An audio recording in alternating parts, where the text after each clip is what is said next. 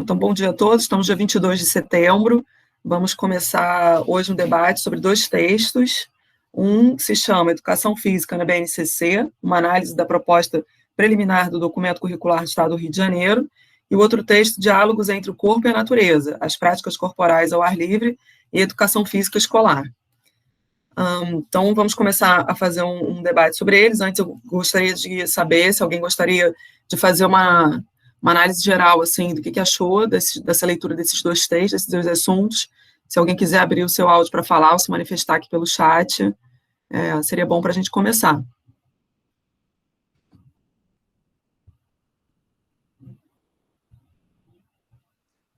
Gabi, eu posso fazer só uma explanação assim, do que foi esse artigo, de como ele surgiu, só para a gente poder iniciar esse processo? Por favor, vai ser ótimo. Então, esse artigo sobre a BNCC, ele, na verdade, não foi intencionalmente produzido, né, na sua origem. Na verdade, a gente foi convidado para poder participar do processo de discussão sobre o documento junto ao Conselho Estadual de Educação. E aí, então, esse convite partiu da Associação Brasileira de Currículo. Eu fui representando, então, a associação na área da educação física para poder fazer essa discussão. Então, logo assim, de imediato, o meu posicionamento no grupo foi de discordância. Por quê? Porque se a gente entender todo o processo de construção, né, de uma tendência que no Brasil, desde a década de 90, se dá, de uma unificação de currículo, eu, enquanto professor de educação física, eu vou me colocar contrário a essa ideia. Primeiro porque, se a gente compreende esse processo histórico, a gente vai entender que na década de 90, né, quando do governo Fernando Henrique Cardoso, a gente teve a instauração do PCN, e aí tem um texto do Caparrós, o que não pode ser que não é, o que não pode ser que não é, num livro chamado Brasil e Argentina, né? Nesse livro tem uma discussão dessa tendência de centralização do currículo, e aí na Argentina vem um texto que também traz essa mesma discussão, que é o CBC, conteúdos básicos comuns. Então, essa mesma perspectiva que estava se dando na década de 90 no Brasil, também estava se dando em outros lugares, e esse livro traz essa experiência. E esse texto específico do Caparrós, ele procura fazer essa discussão em que vários especialistas se reúnem para poder estruturar os parâmetros curriculares nacionais naquele momento. E aí é muito interessante porque ele vai, no momento que ele descreve todo esse processo, é muito próximo do que aconteceu com a base nacional. Porque nós vínhamos, né, num processo de discussão muito mais democrático, na Constituição da Base, né, dentro do governo do PT, e aí, no momento em que houve o golpe, esse processo ele é retomado e centralizado junto a um grupo de especialistas novamente, e aquilo que era central dentro da discussão, que eram as aprendizagens essenciais, então essa terminologia de competências e habilidades, ela não estava posta, isso vai surgir posteriormente ao golpe, e junto com o governo do Temer. Então, esse processo a construção da base nacional, ele se dá nessa tensão, nesse conflito e nessa luta, né? Então, no momento em que houve o golpe, posteriormente, essa base nacional ela é constituída e traz como centralidade habilidades e competências.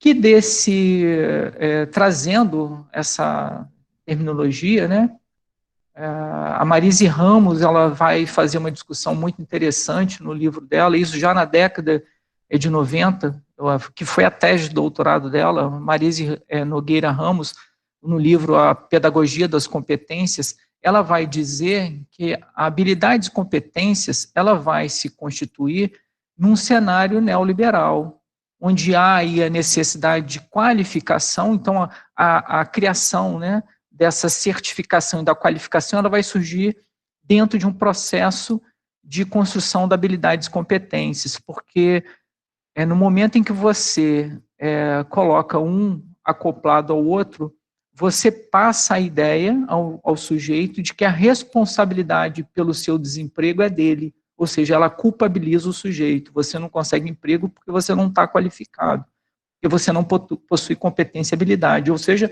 você retira do Estado, né, a obrigatoriedade ou assim a necessidade de produção da empregabilidade. Você joga a culpabilização para o indivíduo, né, que é uma perspectiva neoliberal. Então, por que eu estou remontando isso? Porque no momento em que a gente foi chamado para poder fazer essa discussão junto ao Conselho Estadual de Educação, eu já tinha como pressuposto de que eu acreditava que aquele movimento deveria ser coletivo, e não por intermédio de 3 especialistas, e aí eram eu, a Amanda, do CAPS UERJ, e a professora Nádia, da Rural. Então, isso era muito claro para a gente, que aquele processo ali, apesar de ser um processo que procurava intervir,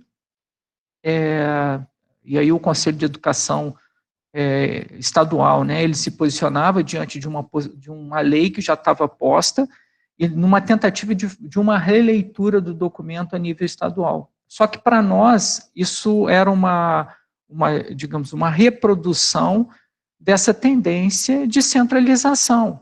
A gente não acreditava que nós, enquanto professores de educação física, tivéssemos a competência, né, a capacidade de representar um coletivo, até porque esse coletivo não havia sido escolhido, né? Ele foi apontado por algumas associações. E aí, então, diante disso, e discordando da origem, do modo como ela foi produzida e daquilo que ela traz no seu bojo, que é a competência e habilidade, né? Nós nos posicionamos em fazer uma leitura crítica do documento e, de imediato, nós não nos sentimos à vontade, até porque a gente discorda dessas habilidades e competências, mas a gente acredita nas aprendizagens essenciais, e por discordar desse ponto de partida desse documento, a gente então resolve fazer um relatório, fazendo uma análise crítica, e esse relatório é esse artigo que vocês viram. Óbvio que para a gente colocar a nível de publicação, a gente faz alguns arranjos, né? Mas na sua essência, o nosso relatório apresenta essa discussão que vocês puderam ter acesso, né, ao artigo. Então, a gente se posiciona de modo a deixar evidenciado, dentro do Conselho Estadual de Educação do Rio de Janeiro, a nossa contraposição a esse documento. E aí, já também se aproximando de uma discussão que vários especialistas do currículo fazem, né? Alice Casimiro Lopes, a Elizabeth Macedo, a professora Inês Barbosa de Oliveira, que vão se colocar contrários a essa ideia de um currículo único, porque a gente não acredita nisso, né?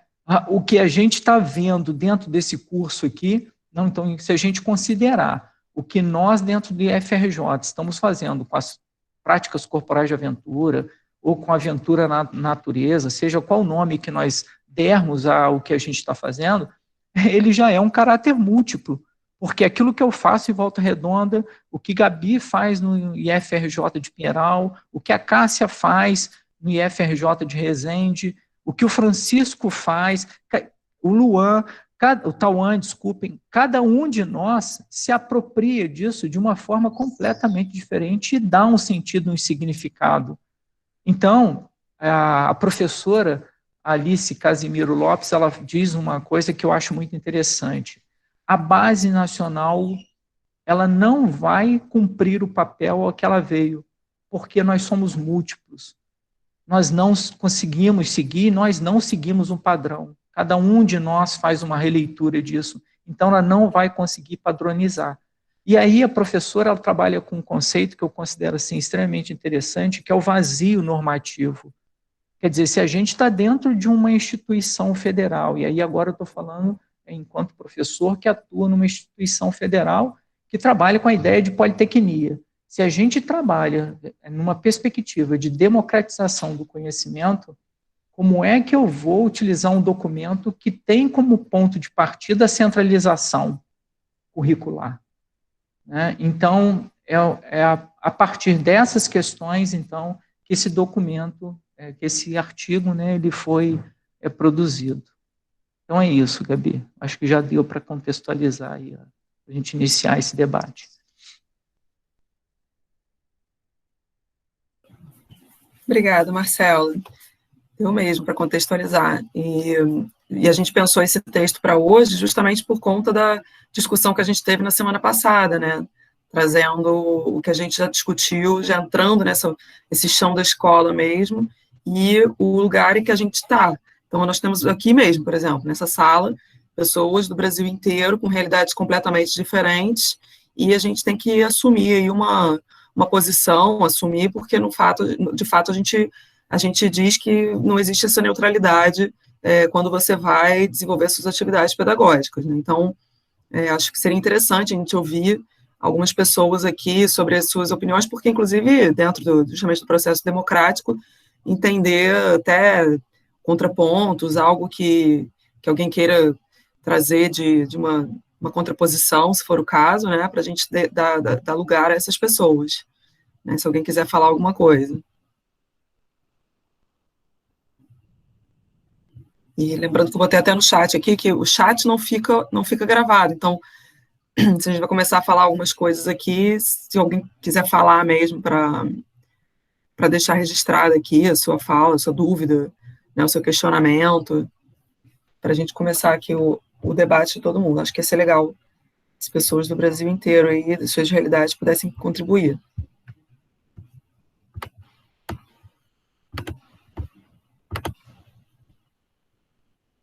Vai lá, Francisco. Bom dia a todos, né? Eu queria fazer, talvez, uma contextualização do segundo texto também, para a gente iniciar, já que o Marcelo fez uma brilhante explanação, porque é o autor do texto também, né? Enfim. Então, o segundo texto sobre diálogos, corpo e natureza, eu queria fazer para a gente começar também a se aprofundar. E aí eu acho que o segundo texto também é riquíssimo e ele apresenta também um ponto de diálogo com esse primeiro texto que o Marcelo acabou de comentar, que eu acredito ser a BNCC, né, a Base Nacional Comum Curricular. É um ponto que eu acho que a gente vai ver que é o ponto central da discussão de hoje e que está pautado nos dois textos, né? O primeiro texto do Diálogos entre Corpo e Natureza. Deixa eu abrir aqui rapidinho.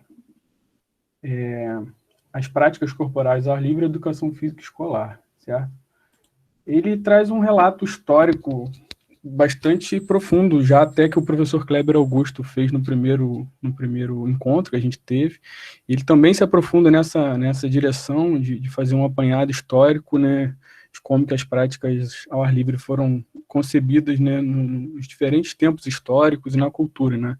Então ele faz esse apanhado dos diferentes significados do corpo, né, não só das práticas de aventura, mas do corpo na história e na cultura.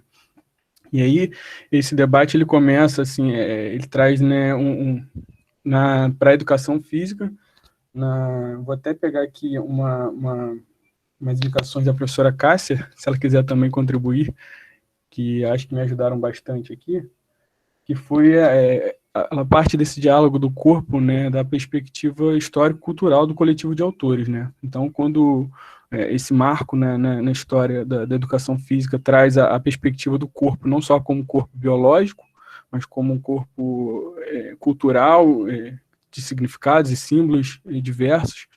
Então, essas práticas também são incorporadas como possibilidades, né? Possibilidades, né, de conteúdo.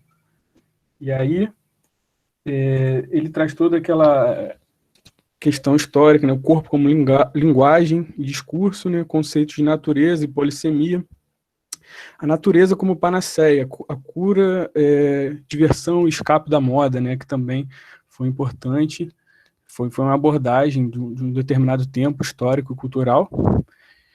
Depois, a trajetória das práticas corporais ao ar livre como conteúdo nas aulas de educação física, a partir do final do século XIX, né? Então, ao apresentar as práticas corporais ao ar livre como conteúdo da cultura, automaticamente a gente começa a identificar essas práticas como possível de compor repertório dos conteúdos da educação física, ou seja, estamos falando de currículo, começando a falar sobre currículos, né?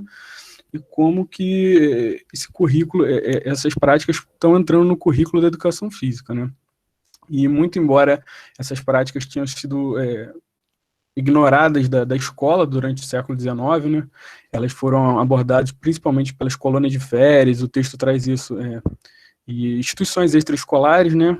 No século XX, ela começa a se tornar componente pedagógico, com o advento das escolas ao ar livre, né, no início do século XX, e agora, mais recentemente, a gente pode ver que esse pode ser um conteúdo escolar, digamos assim, a ser bastante explorado, né, nas aulas de educação física, e a BNCC traz questões assim, e agora as práticas admitem também entrar um pouco nesse debate, sim, de como que as práticas de aventura estão sendo incorporadas na BNCC e a gente fazer uma leitura histórico-crítica também de como que ele está sendo pautado, que eu acho que é o ponto de diálogo aí com o texto do professor Marcelo.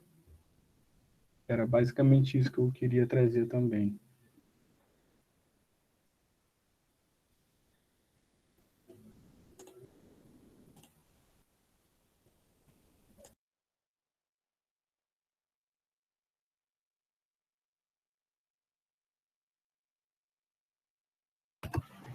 E aí eu acho que a gente podia ir dialogando, né, entre os textos, ou vocês preferem se aprofundando em um, depois falar do outro? Não sei. É aqui que pensam todos os participantes aí de hoje. Bora, pessoal, para todo mundo participar hoje, se quiser, obviamente, mas é porque a gente acredita que deve ter uma riqueza aí de opinião, aí, ou de pensamentos, ou de vivências que podem ajudar a gente a pensar. Eu particularmente, li os dois textos bem como se fosse uma espécie de uma continuidade, assim, que eu vi bastante dos dois, até porque eles trazem muitos elementos do coletivo de autores, e ultimamente eu tenho visto muitas lives, muitas coisas que estão defendendo esses currículos que são mais críticos, né? E eu percebo que existe essa relação entre os dois textos aqui, porque não é possível falar sobre essa prática de aventura, até porque, por exemplo, quando a gente começou a falar sobre as práticas de aventura no IFRJ, como a gente está no ensino médio, a gente não estava tão pautado no BNCC. A gente não discute BNCC do nosso cotidiano, no nosso currículo, né? Então, a gente começou a trabalhar essas questões do BNCC porque é algo que tomou um vulto, tomou um ganho muito grande, principalmente nas nossas discussões na pós-graduação em Educação Física Escolar, que a gente também tem lá no IFRJ, e a gente começou a falar muito sobre essa questão da BNCC, a gente não consegue mais distanciar disso, e, inclusive, percebendo o impacto que isso está tendo na formação, inclusive, dos professores. Né? Então, por exemplo, recentemente a gente ouviu lá na pós-graduação nós temos convidado professores que são professores referências desses novos currículos, né? Desde da Celi Tafarel até o João Batista Freire, a gente recebeu aí o Broto, né, nos jogos cooperativos, e agora recentemente o grupo da USP que fala do currículo cultural. E a gente vê o quanto que é agressivo isso, como a BNCC foi colocada. Então não dá mais para você dizer que, embora a gente trabalhe no ensino médio, em que a BNCC ela não atinge tão diretamente o ensino médio, a formação desses professores, esse ensino básico, não está mais distante de jeito nenhum, não tem como, por mais que a gente só tenha o ensino médio. Então, quando a gente lê um texto desse daqui, que traz esse tipo de crítica, e a gente vê o crescimento, a necessidade de currículos que levem essas discussões mais críticas para a escola, e a forma como elas não estão mais sendo possíveis ser trabalhadas. Então, por exemplo, recentemente, Rita de Oliveira esteve fazendo umas reuniões falando sobre essas insurgências, né, que foi um termo que eu gostei muito de compreender um pouco melhor, estou lendo mais sobre isso agora, que são as insurgências, que são justamente os espaços que a gente tem dentro do nosso currículo, que já está posto, que é um currículo que está posto, como que esses currículos têm brechas em que a gente possa trabalhar essas questões mais críticas. Ou, não, às vezes, não só questões mais críticas, questões do cotidiano, porque você não adianta chegar com o seu currículo todo montadinho, eu vou dar uma aula disso, vou dar uma aula sobre aquilo, vou dar uma aula desse tema daqui, desse conteúdo para contemplar esse aspecto do currículo. E a realidade que você tem é de uma escola que não tem absolutamente nada, uma escola que as crianças elas têm uma realidade naquele momento em que precisa ser debatido outras questões, em que você não conversa com elas para compreender, dentro até do conteúdo que você gostaria de trabalhar, qual seria a realidade em que essa criança poderia te trazer. Então, isso foi uma coisa que foi muito falada na semana passada, né, foi um ponto altíssimo da semana passada, sobre justamente não justificar você dizer que uma escola não tem estrutura para acontecer alguma coisa, no entanto, não significa que o fato dela ter ou não estrutura, você não possa trazer a realidade dos alunos, você discutir e debater. E como uma forma, inclusive, que aí entra essa questão das insurgências, inclusive de você compreender como que aquela realidade pode ser modificada a partir de um pensamento daquela própria comunidade. Muitos de vocês aqui, como professores ou futuros professores, se tiver estudantes aqui, a gente trabalha em escolas que não são nem perto da nossa casa. Eu mesma fiquei durante quase 10 anos trabalhando numa que ficava a mais de 2 horas da minha casa, numa realidade completamente diferente. Hoje, por exemplo, eu moro num lugar e trabalho em outra cidade, né, 120 quilômetros da minha casa, que fica a escola que eu trabalho. É uma comunidade rural. Como que eu vou levar a minha vivência, que vivo num centro urbano, eu moro perto do aeroporto, né, então, assim, como é que eu vou levar a minha realidade social, cultural, histórica, para a comunidade agrícola que vive dentro do Campus Pinheiral? Como é que eu posso chegar lá, cheia dos meus preconceitos e das minhas vivências, inclusive na minha formação, como é que eu vou chegar nessa escola e vou falar, gente, o que vocês vão aprender é isso, o que vocês vão aprender é aquilo, né? Então, eu achei que esses textos aqui, eles representaram muito essa realidade, esse incômodo, porque eu tive que, depois de 15 anos dando aula, eu tive que meio que reaprender a dar aula quando eu cheguei numa comunidade agrícola. Tudo que eu acreditava que eu soubesse de dar aula, eu tive que fazer uma ressignificação, uma desconstrução, né? Então, a forma como a BNCC está sendo posta, realmente, no mínimo, questionável ela deve ser, de um dia para a noite. Não sei se vocês sabem, mas a construção dela foi de uma forma completamente arbitrária. Quando você entrava no site para falar, vem aqui para conhecer a BNCC, eles já computavam o seu voto como se você tivesse concordado com aquilo.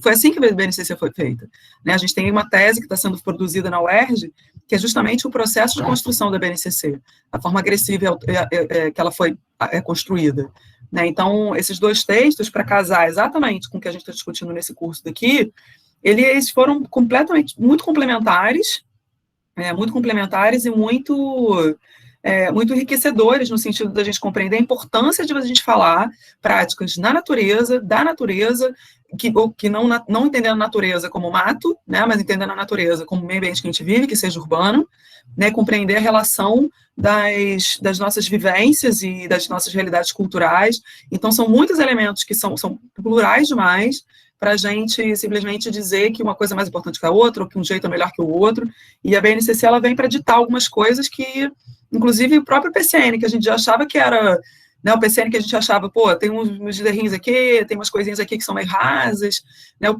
PCN, que já era um documento em que a gente tinha várias críticas, e mesmo assim contemplava muitos aspectos críticos, você vem a BNCC que parece que volta 20 anos atrás, 15, 20 anos atrás, de uma construção do próprio PCN, né?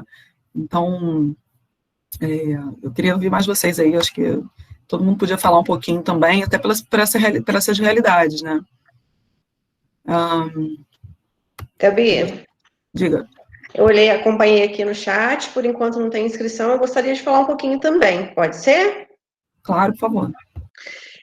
Complementando aí a sua fala, principalmente com base no primeiro texto, algo que me chamou a atenção, aliás, eu aprendi muito com esse texto, eu aprendi muito porque eu acho que foi, assim, uma oportunidade para pensar mais sobre a BNCC, né, o que eu tinha, assim, tem um paradoxo que ainda existe na minha cabeça, porque, assim, considerando o projeto de Resende, eu não sei se tem alguém aqui que não sabe o que é o projeto de Resende, mas o projeto consiste no oferecimento da corrida de orientação no espaço de um parque urbano, e aí esse projeto ele é oferecido para os alunos do IFRJ e também atende a comunidade externa, sobretudo com foco nos alunos do 9º ano. da rede municipal. E foi por conta desse documento contraditório que essa prática, né, que eu tive, assim, a possibilidade, que houve demanda das pessoas por procurar esse conhecimento.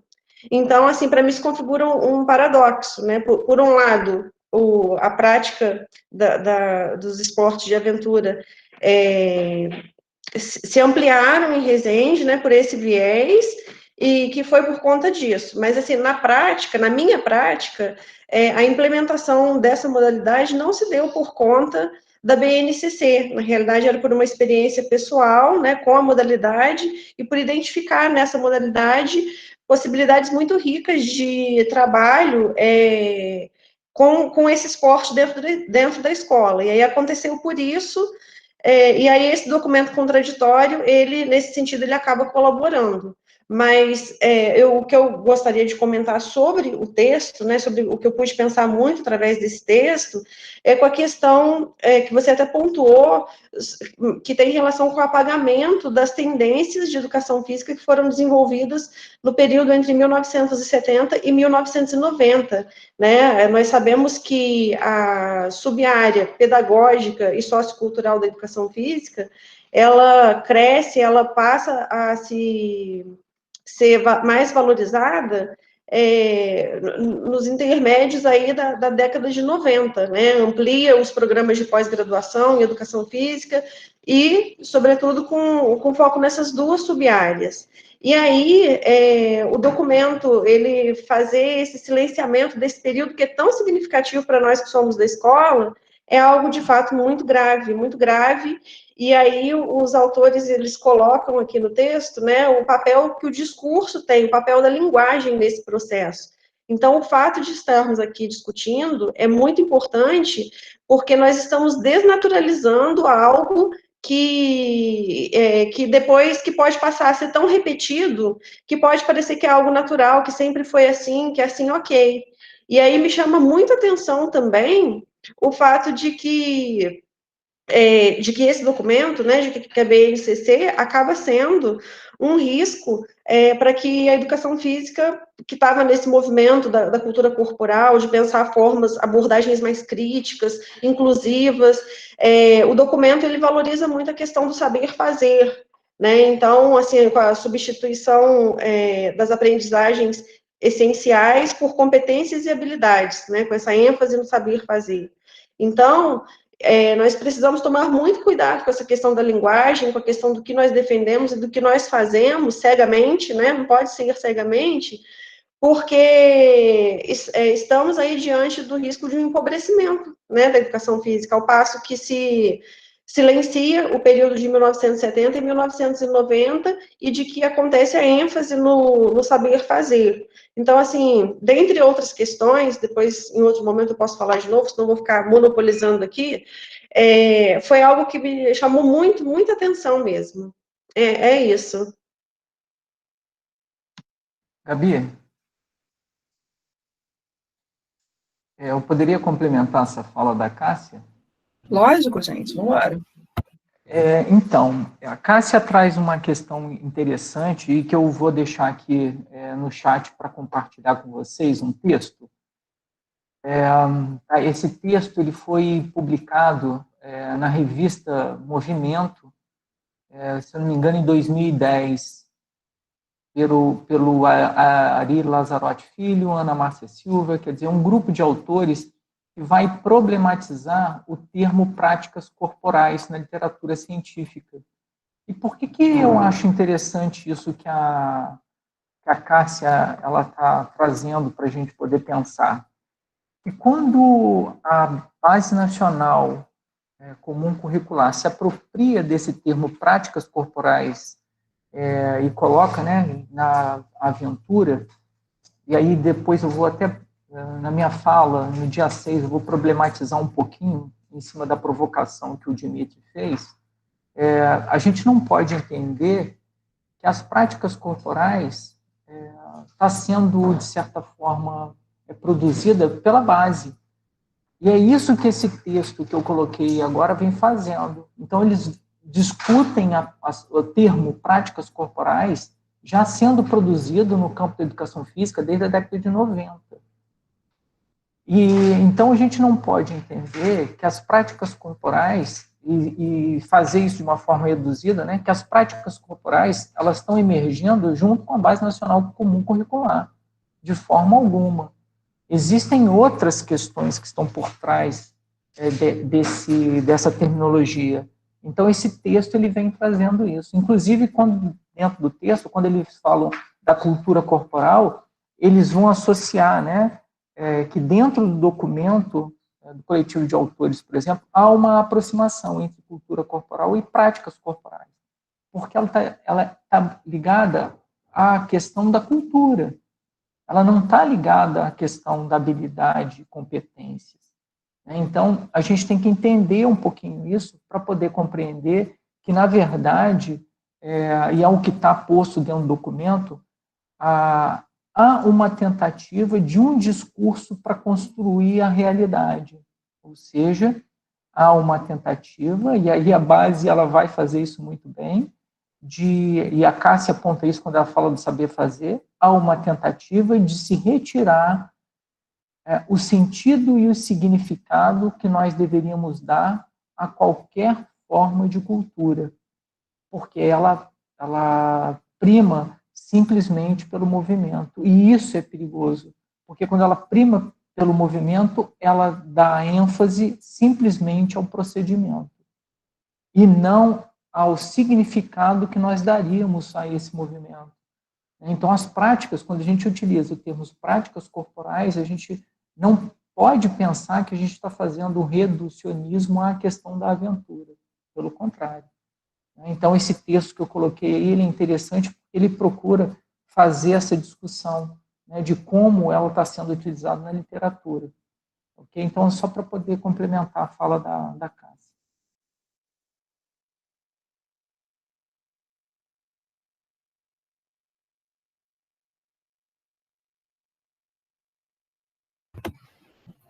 E aí, pessoal, conseguiu abrir o link? É esse texto mesmo aqui, gente? Eu consegui abrir do link que a Josi colocou.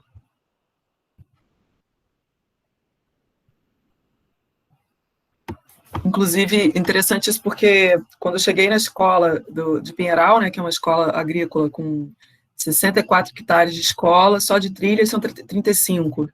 É óbvio que é uma realidade totalmente distante da realidade da escola brasileira. Mas, Marcelo, depois você confirma aí se esse texto que a Josi colocou o link é o texto que você está falando, por favor, mas eu acho que é. Eu está falando com relação a essa cultura, né? De eu chegar numa escola em que eu falei assim, não tem como eu não falar sobre as práticas de aventura aqui, não tem como eu não falar sobre esse tipo de coisa aqui. Imagina eu ficar na quadra numa escola desse tamanho que eu estou falando. É uma coisa irreal.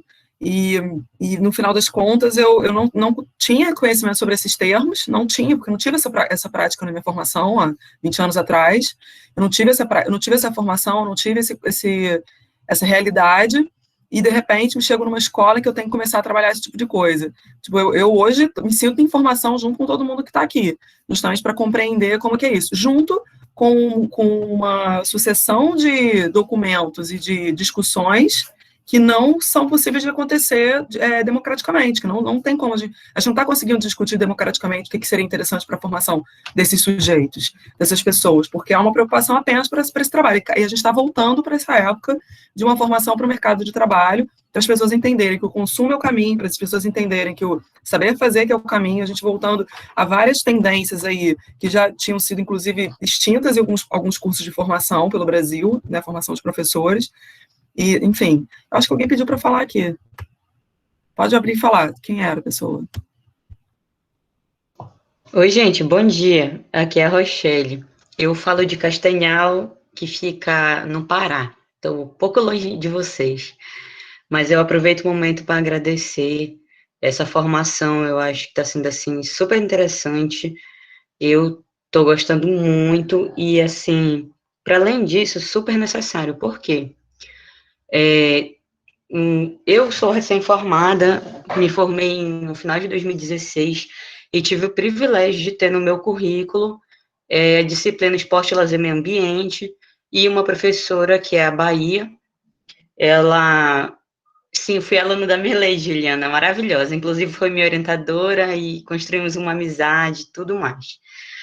E ela, e especificamente essa professora, ela me proporcionou uma educação diferenciada, né? Ela despertou o meu olhar para o esporte de aventura, para as práticas corporais de aventura. Foi com ela que eu aprendi sobre a maioria das coisas que eu sei hoje, inclusive de embasamento teórico, e me proporcionou leituras incríveis, apresentação e Congresso Brasileiro de Estudos do Lazer, enfim.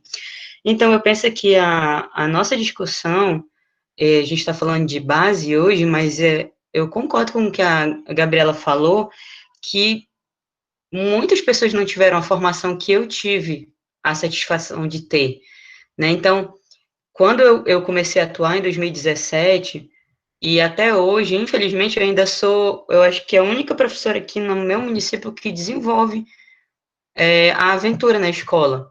Por quê?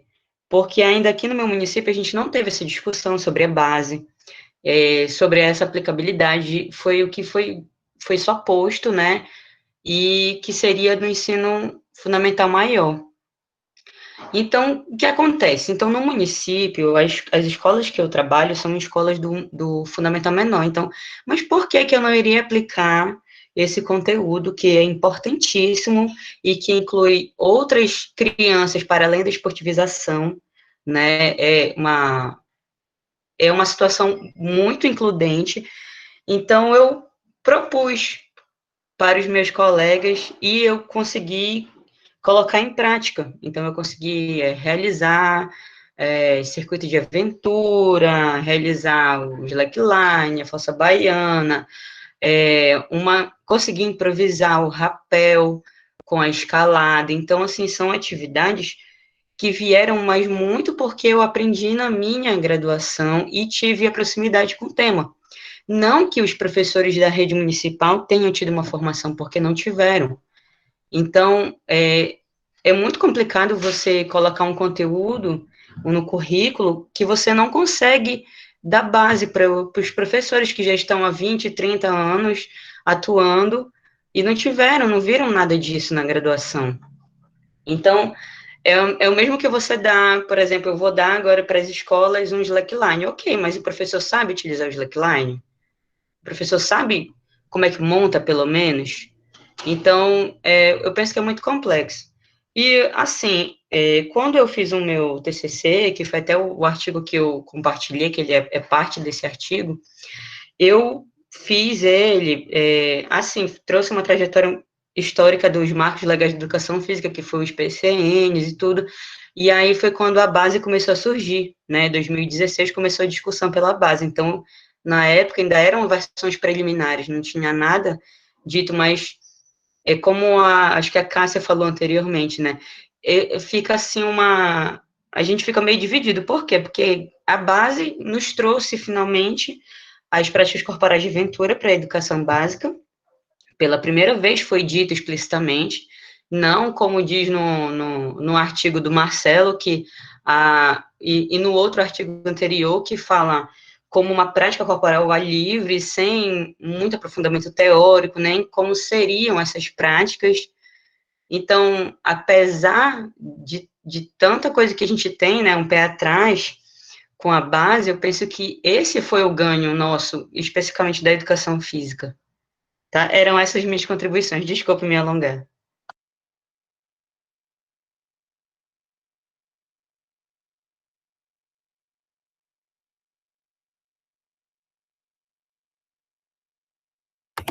Não, foi ótimo, Rochelle, obrigada. Eu só não estou conseguindo abrir o link que você mandou, tá pedindo uma autorização aqui, que eu não estou conseguindo abrir. Se você puder postar de novo, parece ser bem interessante o material que você colocou aqui.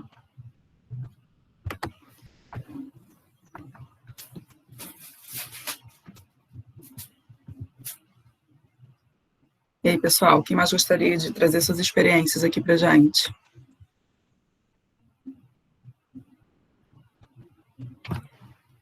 Juliana, quer falar, Juliana? Esse dilema, essa paradoxalidade? Posso compartilhar. Então, bom dia para todos e todas, né? É uma alegria imensa estar aqui novamente com vocês.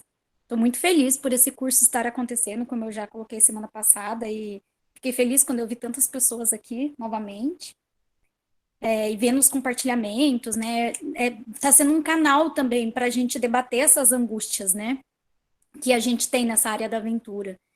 Enfim, quando a Cássia começou a falar, eu me senti muito contemplada pela fala dela, e agora com a da Rochelle também, porque eu sinto isso, assim, que a aventura, ela era ainda, assim, estava engatinhando na escola, não era valorizada, né? Eram tantas práticas, não nego o Quarteto Fantástico, inclusive semana passada, acho que em algum momento eu não me coloquei tão bem, e tiveram ali até, depois eu fui olhar nos comentários, uma pessoa colocou que eu estava negando as práticas, o Quarteto Fantástico. Não estou negando, eu acredito que ele é muito importante, sim, mas assim como havia essa necessidade de também disseminar outras práticas na escola, e eu vejo que a base, ela tentou incentivar para que todas não, né? Para que uma maior diversidade de práticas corporais fossem inseridas.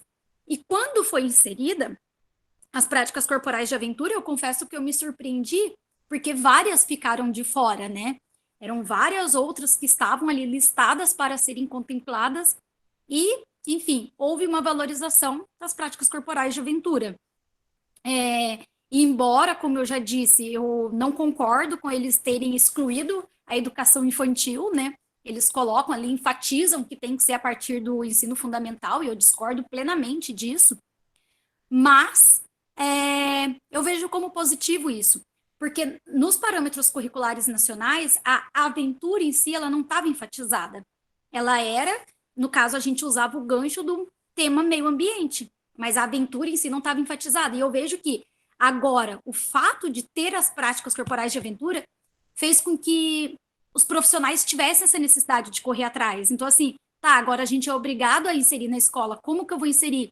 E aí, finalmente, começaram a surgir os vários cursos de formação para suprir essa necessidade que a Rochelle colocou, né? Antes, os cursos de formação inicial não tinham. Eu fui uma das primeiras turmas, eu formei em 2009, eu fui uma das primeiras turmas que teve realmente dentro do currículo uma disciplina de atividades de aventura. Então, isso lá, eu comecei em 2006, né? Então, assim, eu vejo que foi mais ou menos isso, a partir ali de 2005, que os primeiros currículos, 2010, 2005, 2000, 2005, que os primeiros currículos começaram, né? Então, é algo bem recente. Aí, quando a gente vê o relato teu, né, Gabriela, que já se formou há 20 anos, realmente não tinha isso no currículo, né?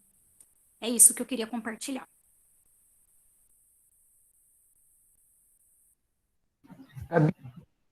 Problematizar em cima da fala da Juliana? Vai lá. Então, Juliana, assim, eu queria fazer um contraponto para poder pensar essa questão colocada antes pela Gabi, a questão da insurgência e do nosso papel como professores de educação física. Eu me aproximo muito de uma perspectiva curricular da professora Inês Barbosa de Oliveira, que trabalha com a ideia do currículo como uma criação cotidiana. Ou seja, eu me aproximo das pesquisas no do cotidiano, e eu vou entender que o currículo ele se faz junto com os sujeitos que habitam um determinado lugar. Desse ponto de vista, eu vou te dizer que eu sempre... eu fui atleta de voleibol, então eu vim muito colado a essa prática, né, do Quarteto Fantástico, mas quando eu saí do doutorado, aliás, essa questão já me incomodava antes do doutorado, mas quando eu saí do doutorado com essa formação, eu já pensava numa educação física que procurasse trabalhar numa perspectiva decolonial. Eu já não aceitava a ideia de que esses conteúdos, quando tocavam o chão da escola, eles viessem numa perspectiva de esportivização.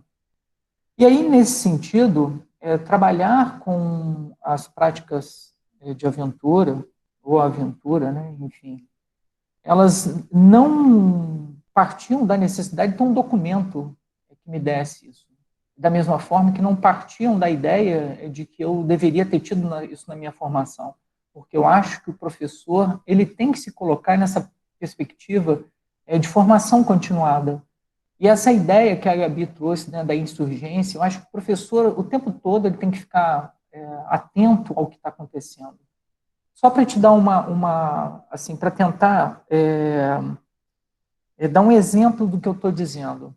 Em 2010, junto com esse movimento que começou as práticas corporais de aventura, que começou no Instituto Federal em 2009, quando eu entrei, eu também comecei a fazer um movimento de discutir o rugby na escola, discutir o frisbee na escola. E eu também não tive nada disso no meu processo de formação. E essas questões, elas não estão postas dentro da base, de uma forma específica quanto à prática corporal de aventura. Então, quando eu questiono a base, eu questiono porque eu não acho que o professor de educação física ele tem que ter um documento que direcione as ações dele. Pelo contrário, eu acho que quando a gente fala em cultura, eu penso que o tempo todo a gente tem que estar atento nas produções que os sujeitos que ali estão produzem. Um outro exemplo disso é o movimento que a gente começou a fazer em Volta Redonda, em detrimento do IFE urbano. Isso não está posto em lugar nenhum. E o IFE urbano, ele se tornou um evento da cidade. Quem quiser acessar aí, colocar no Facebook, joga aí IFE urbano, Volta Redonda, né, IFRJ, Volta Redonda, IFE urbano, vocês vão ver aí, a gente mobilizava ali aproximadamente 1.500, 2.000 alunos, pessoas, né, que não eram só, isso espargiu para a cidade. E óbvio que a gente começou a ter uma série de questões em detrimento disso. Mas isso foi um movimento do Marcelo? Não. Isso foi um movimento desenvolvido por um coletivo. Então, quando eu fico pensando nessa ideia de que a base é que propiciou isso, eu não acredito nisso. Eu não acredito que foi a base. Eu acredito que a base se apropriou de algo que já vinha forte, acontecendo para além das escolas. Eu tenho um trabalho, eu vou inclusive no dia 6, vou ver se eu trago isso, não tinha pensado nisso, para mostrar, quando a gente começou a pensar isso, aqui em Volta Redonda, a gente fez uma pesquisa junto aos anais do CBA, que vai mostrando como esse movimento ele vai aumentando. Então, isso não aconteceu por conta da base, eu acho que é esse cuidado que a gente tem que ter. A base, ela se apropriou de um movimento que os professores foram realizando a partir desses encontros. O CBA, como você colocou na sua fala, ele foi extremamente, teve um papel extremamente significativo. E daí a base e as pessoas que estavam ali fazendo se apropriaram de um movimento que é coletivo, é muito maior do que ela. Então, eu só fico preocupado de a gente inverter esse processo. Não foi a base que fez esse movimento. Esse movimento ele já estava acontecendo no coletivo. Talvez nós não tivéssemos olhar para poder perceber isso, né? Mas esse movimento ele foi salpicando, tanto que a Rochelle falou, né? Eu comecei isso em 2009, nem se falava ainda de base, de práticas corporais de aventura na base. Então a gente já tinha um incômodo de fazer uma contraposição e de uma decolonização dessas práticas na escola. E aí, só para pontuar o que você trouxe também, eu acho que decolonizar não é negar os outros esportes. Eu acho que é fundamental a problematização desses esportes. É o modo como ele toca na escola, o sentido e significado que nós damos a ele. Né? E desse ponto de vista, a gente, então, vai ressignificando o modo como, ao longo dos anos, né, esses esportes chegavam na escola. Mas eu acho que se a gente agora começar a negá-los, a gente vai fazer a mesma coisa que foi feito com a educação física no momento em que a gente não valorizava outras práticas corporais. Então, assim, desculpa, foi só para problematizar aí, a gente contribuir com esse debate.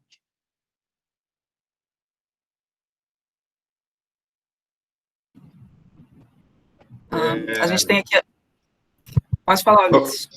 Desculpa, Gabi. Não, se quiser, pode concluir também. Eu só vou falar, não vou falar, não, só quero ler aqui no chat, porque a Daisy está falando, a Daisy Kauper, né, ela está falando que ela não está podendo abrir o áudio, que ela está com uma bebezinha, e ela fez uma contribuição, né, de que o posicionamento sobre o BNCC se aproxima do que as meninas têm apresentado, né. Atualmente eu atuo num contexto em que só há espaço para o esporte, com ênfase no saber fazer e no viés da performance, super excludente, né, e a Josi, eu pedi para o Marcelo ler aqui no chat que a Josi, ela fez tem um pedido aqui para você falar um pouco mais sobre um assunto, e o Porret, ele comentou aqui que a internet dele não está legal, mas ele comentou, né, que ele gosta muito dos esportes de quadra, né, que adoro eles e sempre trabalhei com eles, né, que se formou em 98 na Rural, a aventura não fazia parte do currículo na época. E essas falas aqui, a fala do Marcelo agora, me fizeram lembrar que, assim, eu sou super competitiva,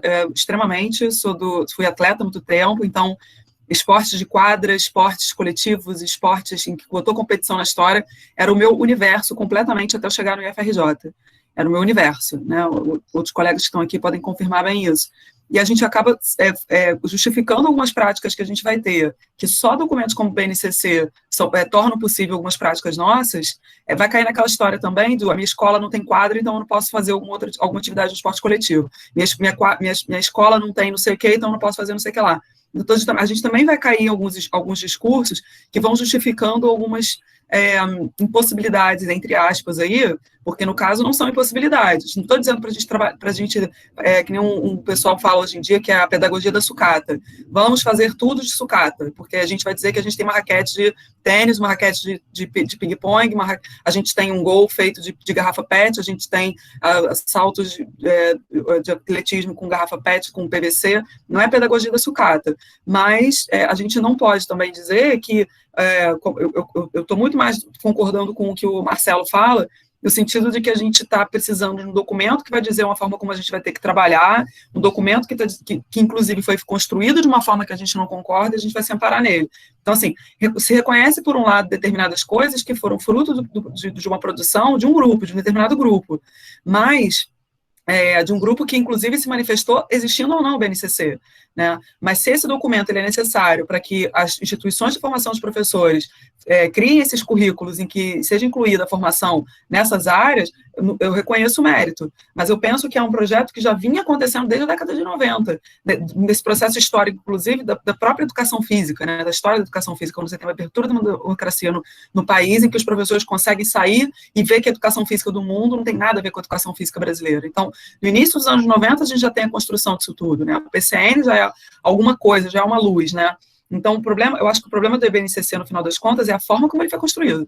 É basicamente isso. Não, porque, inclusive, tem conteúdos que já existiam no PCN, que já eram discutidos, que, inclusive, foram tratados de uma forma bem responsável, né? Como a minha maior especialidade, vamos dizer assim, de currículo é na parte das lutas, né? Não é nessa parte de práticas de aventura, eu posso falar com bastante certeza que a parte das lutas ficou bastante prejudicada no BNCC. Ao contrário do que tem esse discurso do pessoal das práticas de aventura, ao contrário de quem valoriza, né, porque deu essa visibilidade, outras práticas foram invisibilizadas. Você tem discussões sobre gêneros, até o texto traz essas questões de gênero, questões de preconceitos variados e tudo mais, que foi negligenciado, assim, no nível máximo, assim, sabe, se a gente pode dizer. Né? Então, era mais nesse sentido aqui, trazendo essas falas da galera que está participando no chat, e com esse pensamento que me veio aqui. Vai lá, Ulisses. Não, ia só complementar um pouco também o que o Marcelo falou, que ele, né, ressaltou também a questão dos esportes tradicionais, e aí você comentou agora a questão da competição, né? Não é negar, né? Isso é você dar o que o Marcelo falou, né? Você fazer uma ressignificação disso tudo no lugar que você está. E assim, eu tenho para mim que essa ressignificação ela vai depender muito do contexto, né, da escola que você trabalha, da região que você trabalha, igual você mesmo colocou aí. Você sai da cidade grande e vai trabalhar numa cidade de interior, contexto rural, né? Quer dizer, a ressignificação é outra, é diferente, né? E o que você colocou da insurgência, né? eu mesmo, quando eu comecei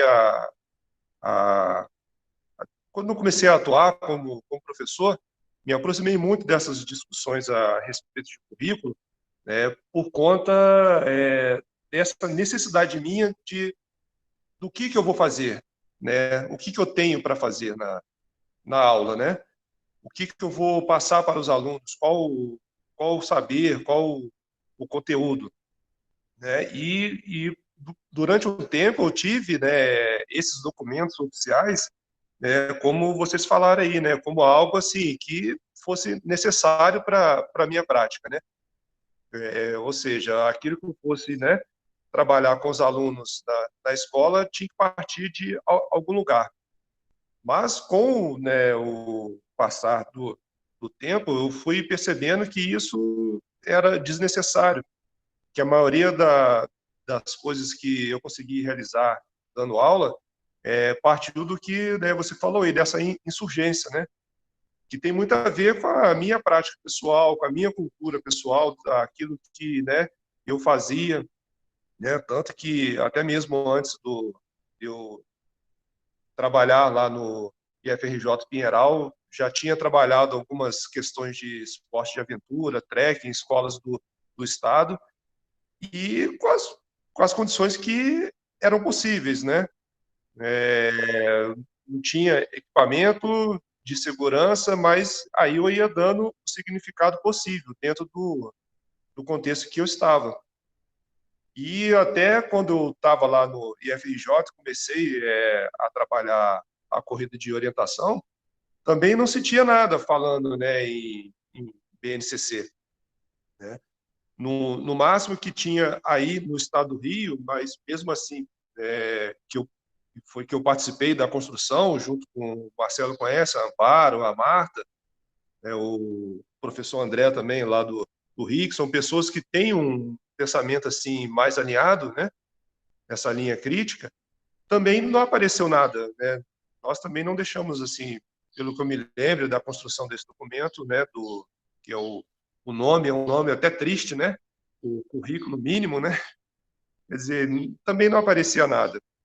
Mas é um nicho ali de conhecimento que já vem aí há muito tempo, né, culturalmente sendo construído. Eu participei do grupo de pesquisa da professora Vera, da Gama Filho, né? Entretanto, as discussões vinham em torno, né, da cultura, da aventura, mas não especificamente na escola, mas no contexto geral. E como você falou muito bem, às vezes isso acaba vindo, né, a refletir naquilo que o professor vai trabalhar na sala. E não algo que é posto de forma assim, de cima para baixo, né, vertical, através de um documento oficial, né, que eu não participei, né, eu confesso que eu estou por fora dessa construção da BNCC, mas eu lembro um pouco que da questão da participação dos professores não foi, né, aberta, né, de fato, não chegou nem perto do que foi a construção do currículo mínimo do Rio de Janeiro, que chegou a pincelar um pouco da participação coletiva através de consulta pública, mesmo assim não foi lá aquelas coisas. Quem é do estado aí do Rio e participou na época, né, e aí acaba sendo, né, algo utilizado, né, de cima para baixo, né? E eu fico preocupado com a questão de isso, Francisco, que é a Vera Lúcia, né, a esposa do falecido professor Tubino, ela mesma. E eu fico preocupado também desses documentos oficiais serem usados, né, igual o currículo mínimo no Estado. Por vezes eu via diretores, né, e coordenadores regionais utilizando isso como forma de, né, coagir o professor, de obrigar ele, de condicionar a aplicação daquele conteúdo listado ali, né, ao recebimento de gratificações. Eu não sei, eu fico muito preocupado. Então, eu sou daquele mais dessa insurgência, né, pela necessidade, pela vontade, pela paixão do professor por algo, né, seja o esporte de quadra, o esporte de aventura, né. Não sei se eu deixei algo aí.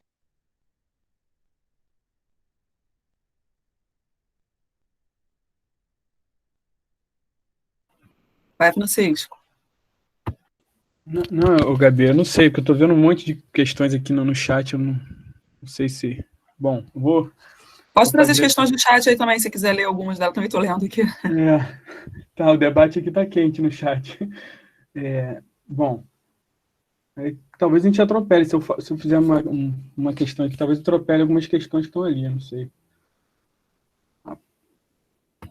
Fica à vontade, pode falar, faz a sua fala aí, depois a gente traz aqui o que o pessoal está falando no chat. Beleza, então depois tu recupera ali para mim, o Gabi, por favor, as questões do chat. Eu vou só tentar fazer também, assim como o professor Marcelo Paraíso fez uma provocação, também vou tentar, para conversar, dialogar ali com o que ele falou. Eu entendi na fala dele perfeitamente sobre essa questão da base se apropriou do movimento que os próprios professores já estavam realizando e estão, né, nesse momento agora, autoformativo aqui, que estamos debatendo, enfim, várias, não só da aventura, mas de outras temáticas que a gente se aprofundou e conhecer, né.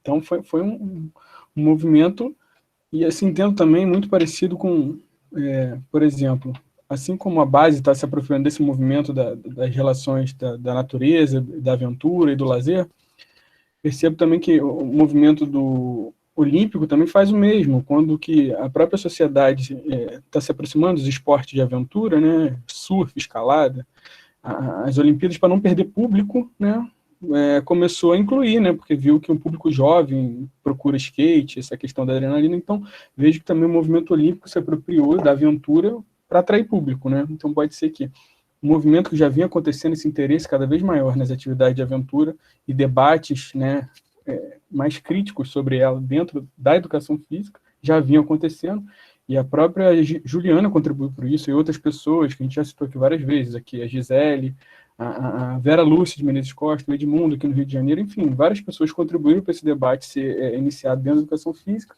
e aí vem a base como se a base estivesse dando visibilidade para isso tudo. Eu entendo que o Marcelo Paraíso pontuou que não foi isso. Mas eu queria até deixar aqui como questão para as pessoas que estão aqui participando desse curso de formação em práticas de aventura na escola. Será que eles também não estão aqui procurando essa formação pela base?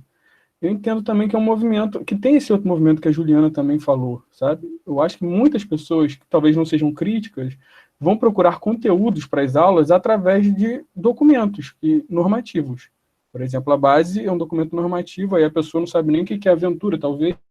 E aí, porque está escrito na base, ela vai procurar se aprofundar e até uma formação continuada, questões mais sobre esse tema, para ele talvez trabalhar esse conteúdo na aula, não sei.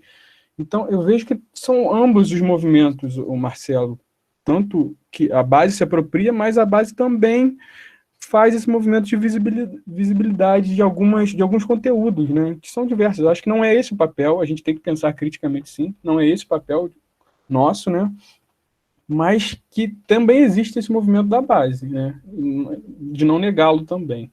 Era essa a provocação que eu tinha para a gente pensar aqui junto.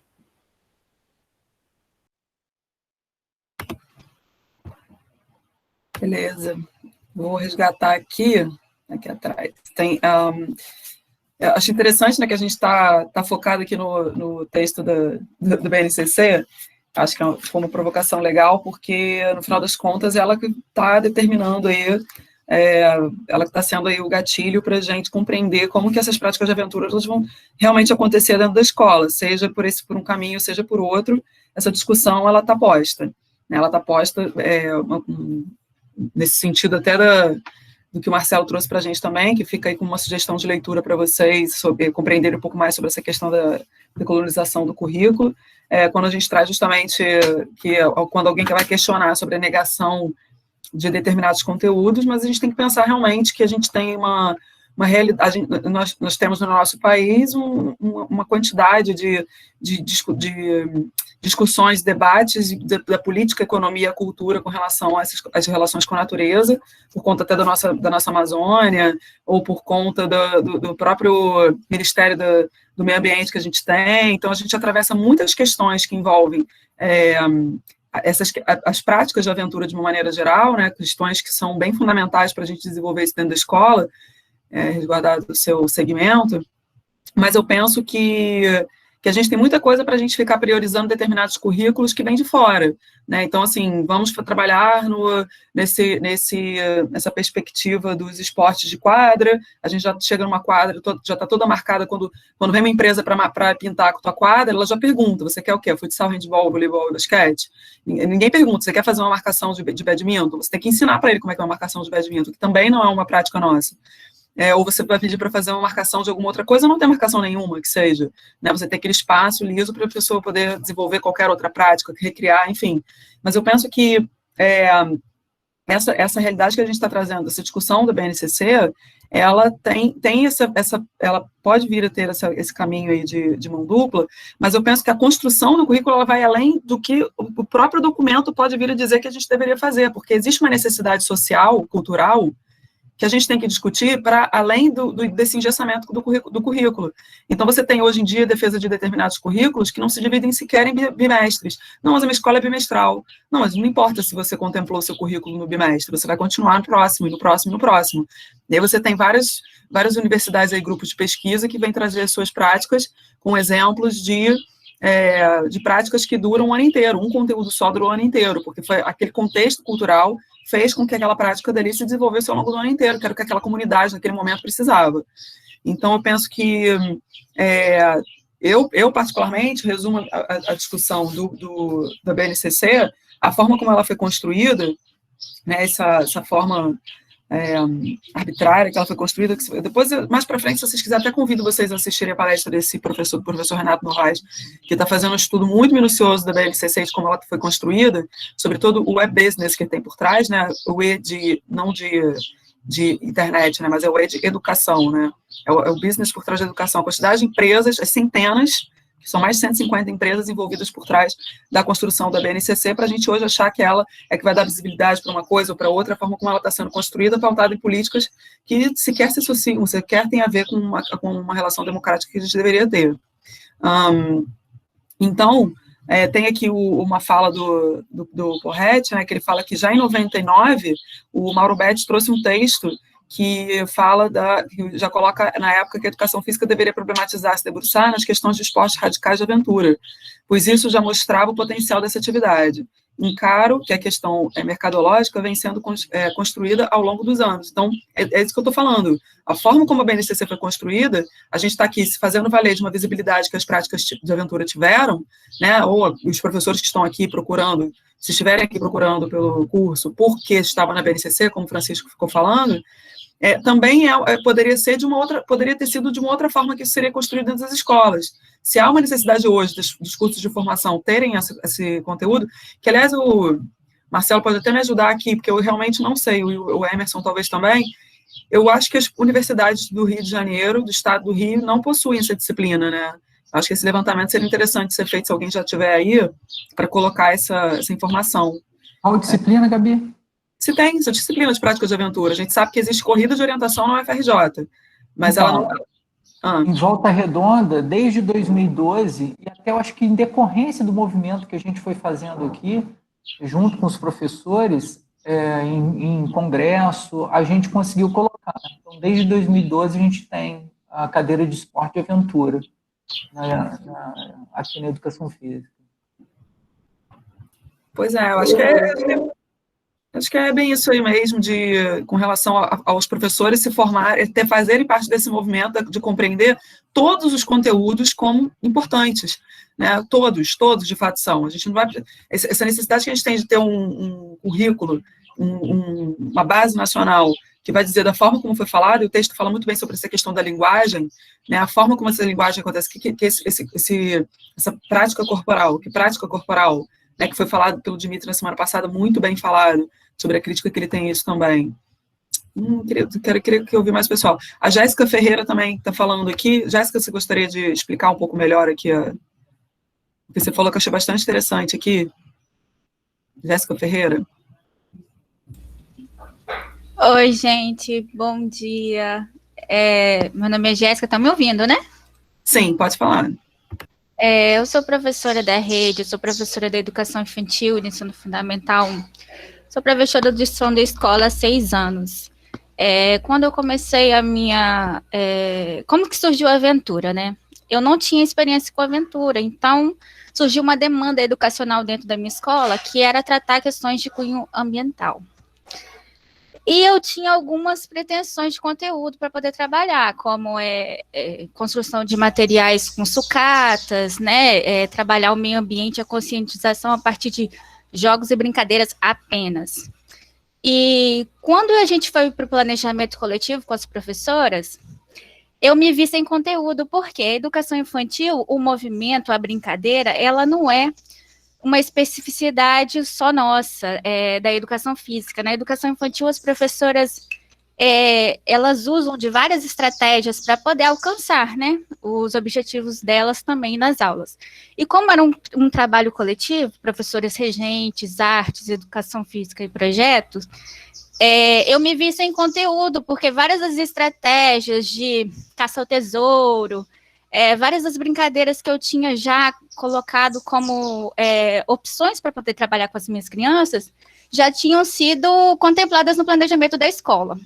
Aí eu fui para casa e fui fazer uma pesquisa rápida do que eu poderia estar trabalhando. Foi aí que surgiu essa questão do conteúdo de aventura. E assim eu comecei a trabalhar dentro da escola, mas a priori a equipe não quis, né, que fosse trabalhado o conteúdo, porque a questão da segurança, a questão do risco, né, o medo da equipe foi uma coisa muito presente, foi um desafio a ser superado. E mesmo assim eu fui pesquisando e eu comecei a trabalhar com materiais alternativos, né, eu fiz uma parede escalada com pneus de pallets, e com pallets e pneus de moto, eu fiz um passeio aéreo com corda e também pneu de moto, eu fiz alguns obstáculos de arvorismo, fui tudo pesquisando e conversando com pessoas que trabalhavam com aventura, né? E eu vejo que, assim, o rumo que o Brasil tem tomado nas questões de cunho ambiental, né, se faz uma necessidade urgente a gente tematizar essas práticas, né? Conversar com as crianças, com os jovens, com essa galera aí que está estudando, para poder ampliar mesmo essas discussões, para a gente poder contribuir de alguma forma com uma sociedade um pouco mais humana, né? E que esteja, né, de frente ali com essas questões de cunho ambiental, de saber, né, escolher, ter escolhas melhores, e poder, a partir do conhecimento dentro da escola, poder ampliar, né, essas discussões, fazendo com que as crianças percebam, né, com que elas fazem parte do meio ambiente, né. As escolas, antigamente, né, pelo menos assim, no município, a realidade que eu estou hoje, a educação ambiental era tratada no Dia da Árvore, em dias isolados, né, Dia da Árvore, Dia do Meio Ambiente, dia disso, dia daquilo. Hoje, na escola que eu trabalho aqui em Viana, isso já é trabalhado durante o ano todo. Então, assim, educação ambiental, a gente tem um projeto de horta com as crianças, né? As crianças, elas plantam o alface e outras hortaliças na horta da escola. Elas têm contato com a questão de higiene pessoal dentro da escola de uma forma bem lúdica, né? Então, assim, é a questão do lixo também, e a escola tem outras medidas, não só na educação física, com as atividades de aventura, mas está toda, assim, dialogando para que isso ocorra de uma forma bem natural e que esse cotidiano seja, né, significativo para a vida das nossas crianças. Eu acho que é um pouco disso, um pouco da minha experiência, pessoal.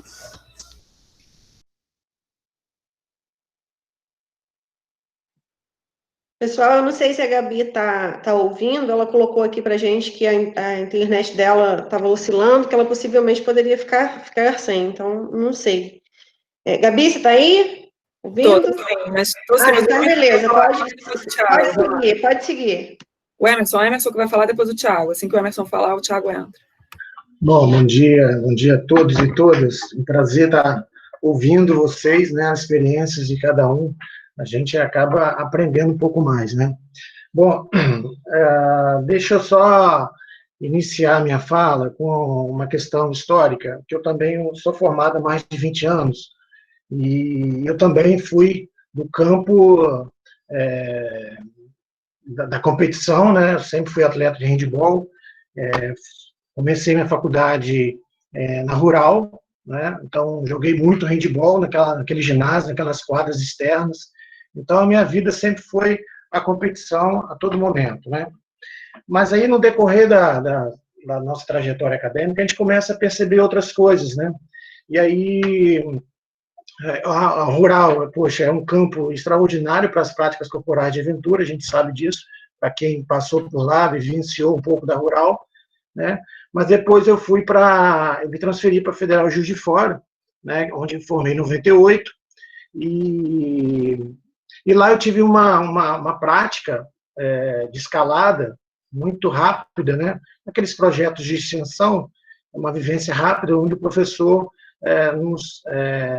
nos orientou, né, a partir de um colega, essa prática da escalada. Mas até então eu nunca tive contato com essas práticas de aventura, né?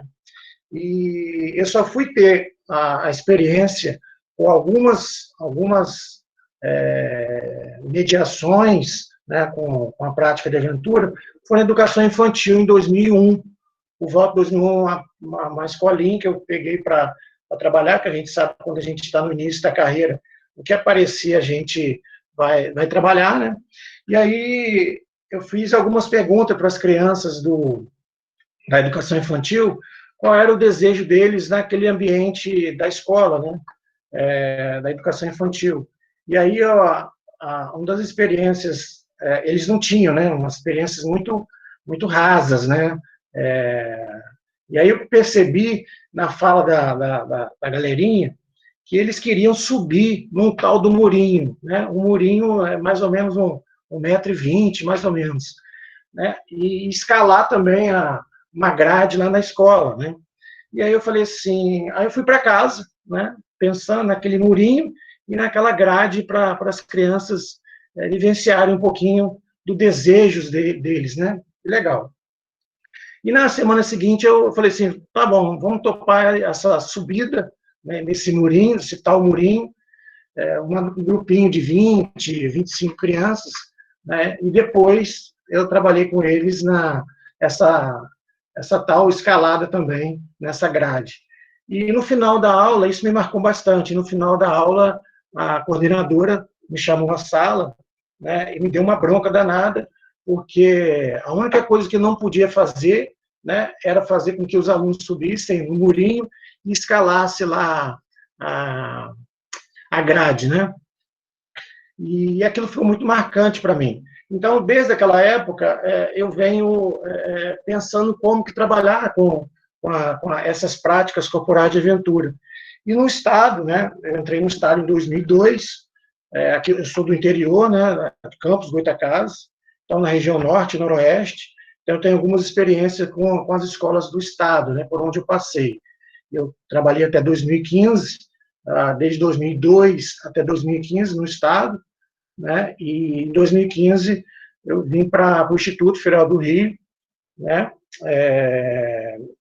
Fluminense, né, e lá nós temos um curso de licenciatura em Educação Física, e aí eu vi algumas falas de vocês, algumas perguntas, algum curso de formação de professores que se tem a disciplina, né? Então, nós temos a disciplina de Educação Física, Lazer e Meio Ambiente, a qual eu sou responsável, né, por essa disciplina, mas eu também tenho uma outra disciplina chamada Oficinas Integradoras. Então, eu tento dialogar com essas duas disciplinas. Uma são projetos de ação, né?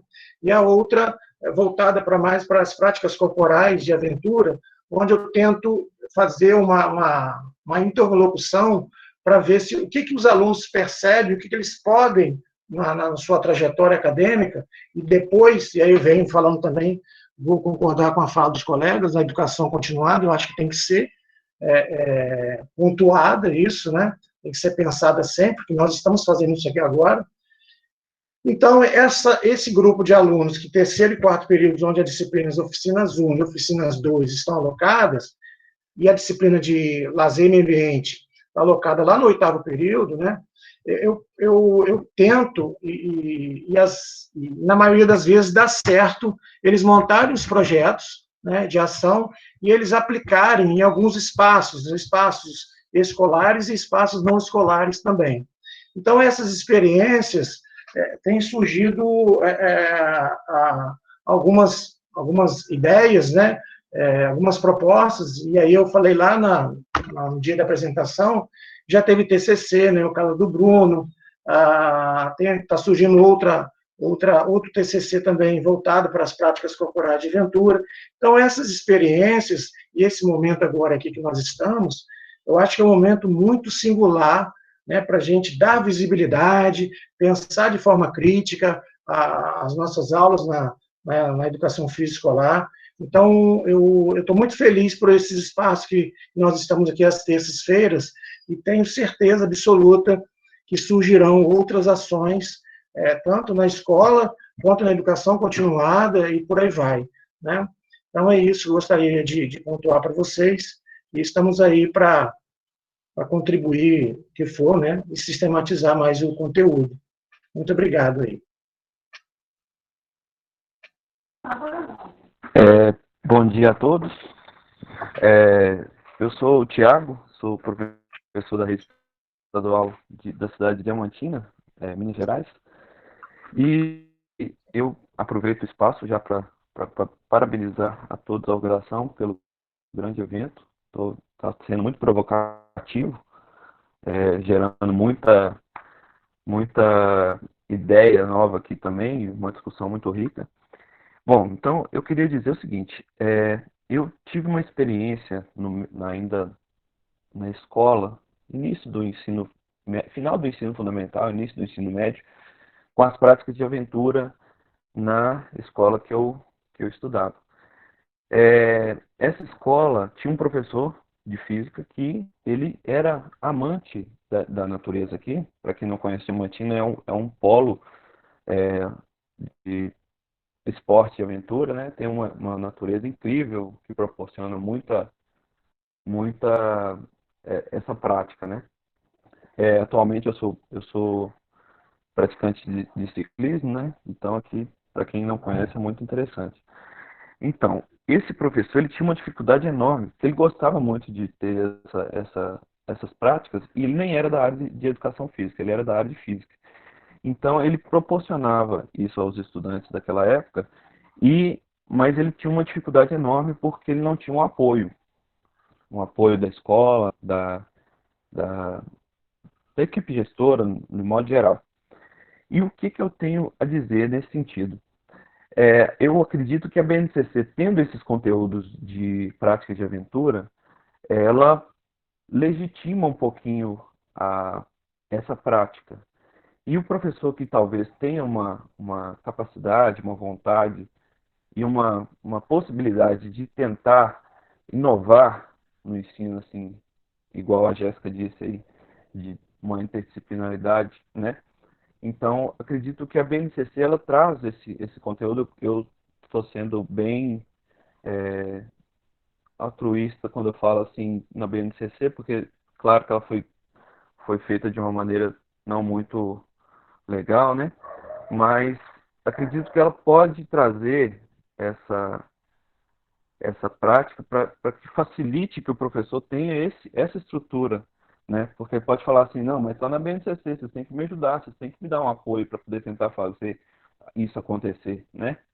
E principalmente agora, nesses momentos de pandemia, é uma provocação bem grande, né, para a gente da área da educação física, ver o que a gente pode criar nesse sentido para poder tirar os alunos da escola. É claro que não vai ser uma coisa muito fácil, né? Eu fico me questionando várias vezes sobre isso, mas é uma possibilidade que talvez a gente possa tentar ver um meio de tentar continuar essas práticas futuramente, né? Então, fico por aqui. Eu gostaria só de dar esse ponto aí, né, para a BNCC, que acredito tão criticada, né? Muito obrigado pela pela oportunidade.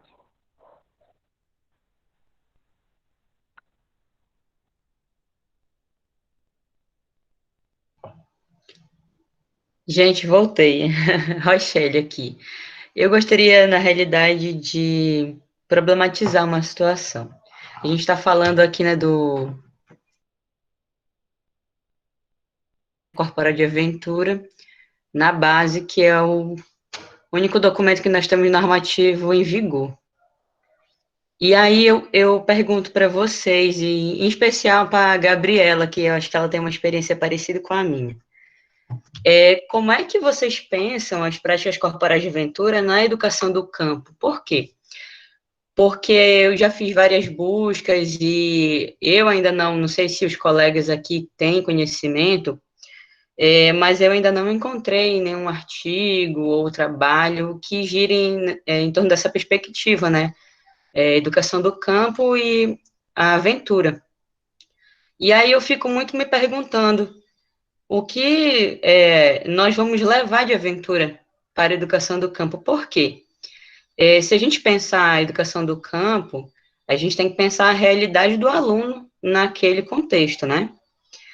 E aí eu fico me perguntando, será que cabe a gente levar o slackline é só um exemplo, mas o slackline que veio lá da França, que é uma prática, entre aspas, classificada de urbana, e tarará, tarará. Mas, assim, de que forma nós vamos levar essa prática de aventura? Será que não tem um entendimento de que seria o local ideal porque tem mais opção de contato com a natureza?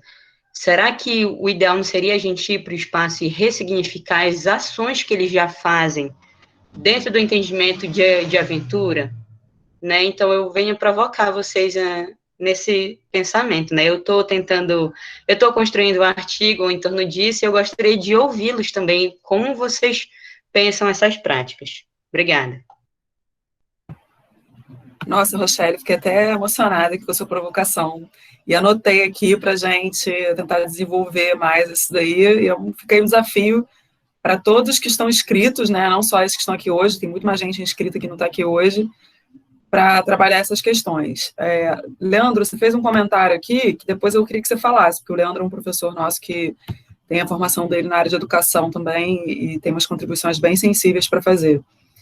Rochelle, muito interessante isso que você está falando, e eu me reconheci quando eu cheguei em Pinheiral, porque eu nunca tinha trabalhado em zona rural, né? Estava já há 15 anos trabalhando, trabalhei dentro de comunidade, trabalhei na Lagoa Rodrigo de Freitas, né? Quem conhece o Rio, é um ponto turístico, assim, que é do lado do Clube de Regatas do Flamengo.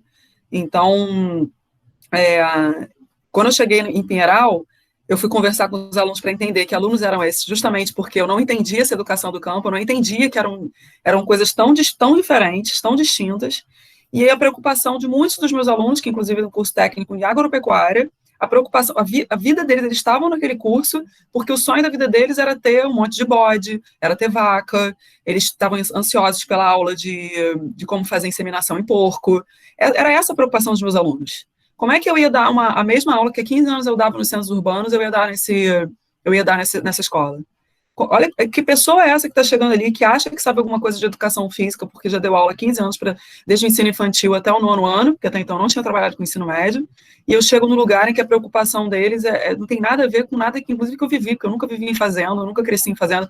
Fazenda, para mim, era uma realidade de férias, de vez em quando, para passar 2, 3 dias, e hotel fazenda, né, aquela coisa que toda, enfim, artificial, né, eu não sabia como é que era um pé de quiabo, eu não sabia como é que era nada disso.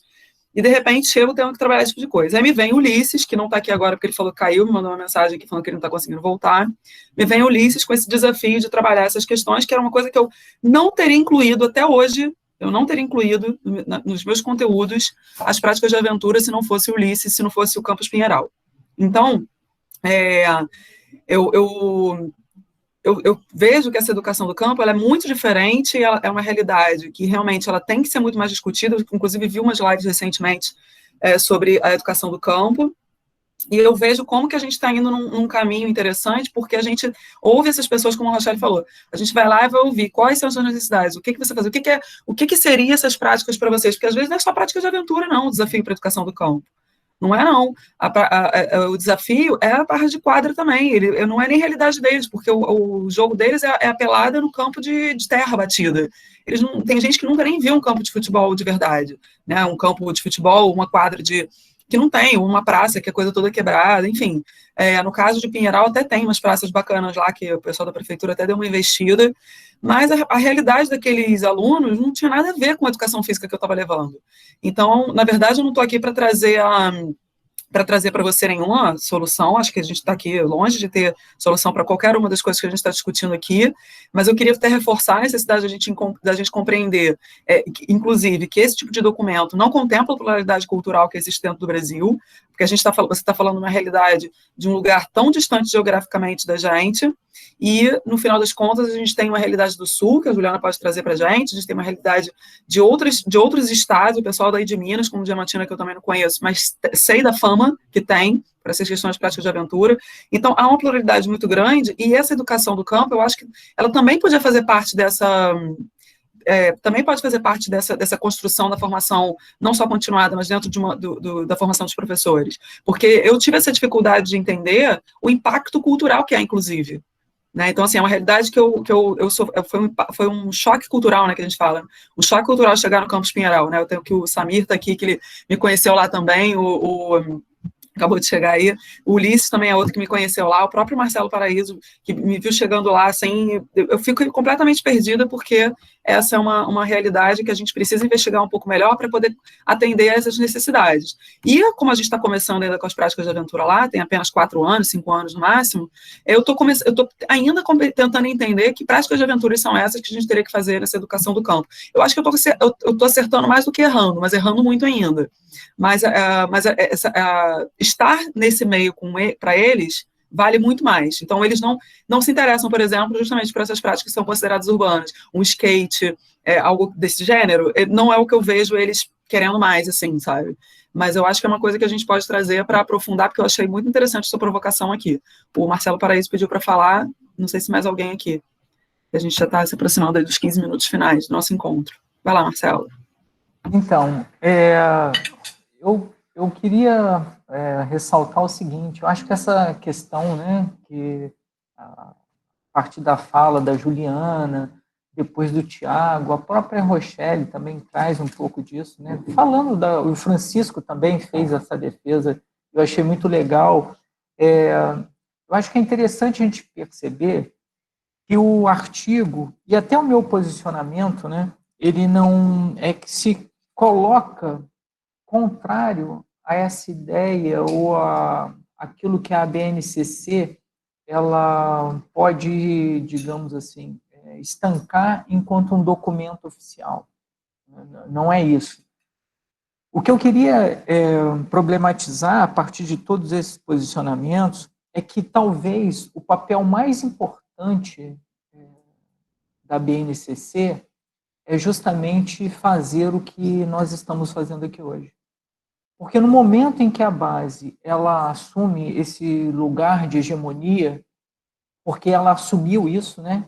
Ou seja, as pessoas que defenderam a elaboração de uma base, ou seja, de um currículo único, porque essa é a ideia, eles chegaram no patamar de colocar no lugar onde ela está. Só que ninguém mantém a hegemonia eternamente. Por quê? Paulo Freire já nos chamava a atenção disso, né? A gente trabalha com a ideia de democracia como se ela tivesse um fim, e o processo é de democratização. E a hegemonia da mesma forma. É um espaço de luta. E o que nós estamos fazendo aqui agora de certo modo, trazendo as contradições que a base apresenta.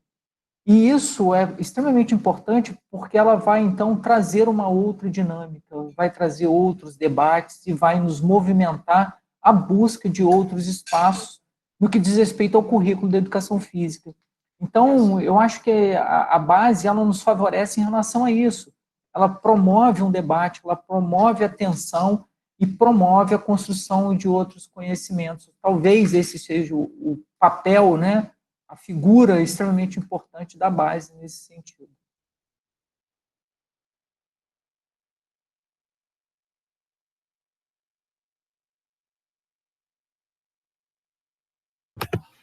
O pessoal está aqui trazendo uma contribuição bem bacana no chat.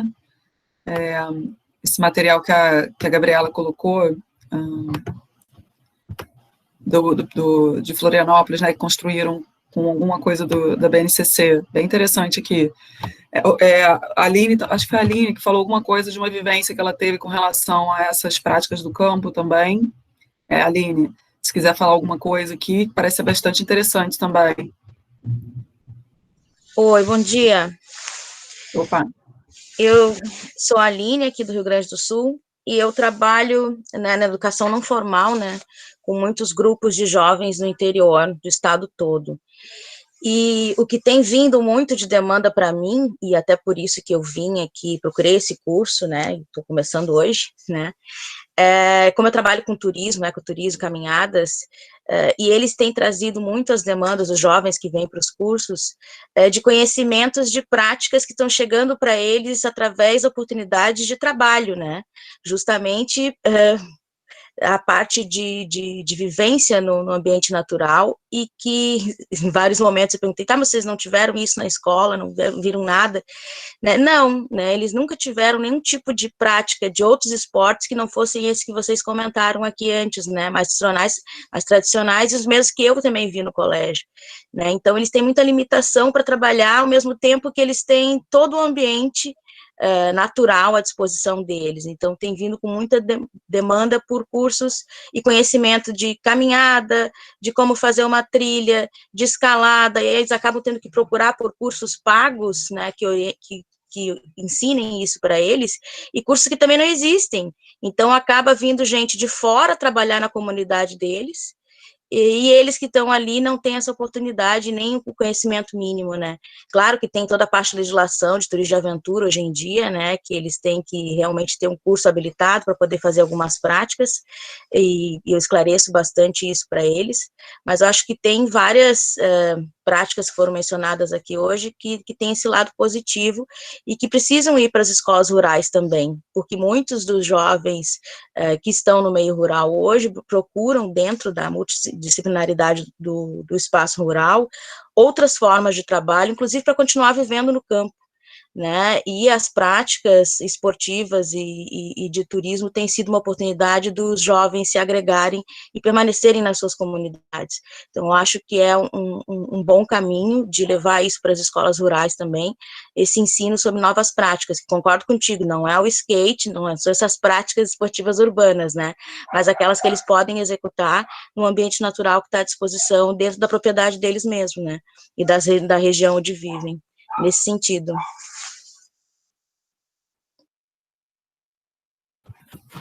É exatamente isso. Alguém mais gostaria de falar mais alguma coisa, gente? Estamos quase encerrando. Gente, eu queria só complementar aqui a fala da Aline, eu corroboro com ela nesse sentido, eu penso que é uma questão da gente ressignificar o espaço rural. Por que ressignificar? Porque eu não sei se, eu acho que foi a Juliana que falou que ela estudou, e mais outros colegas, estudou na zona rural. Então, o que acontece?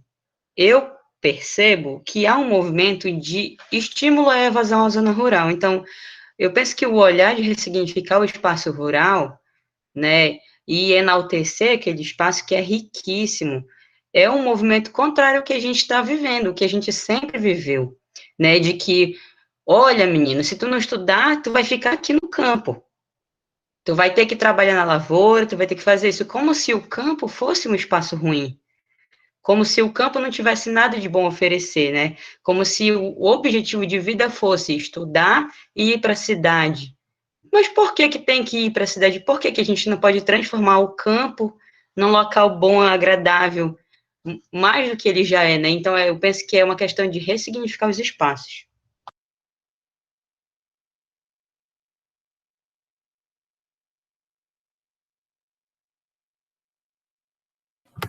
Acho que o Francisco queria falar.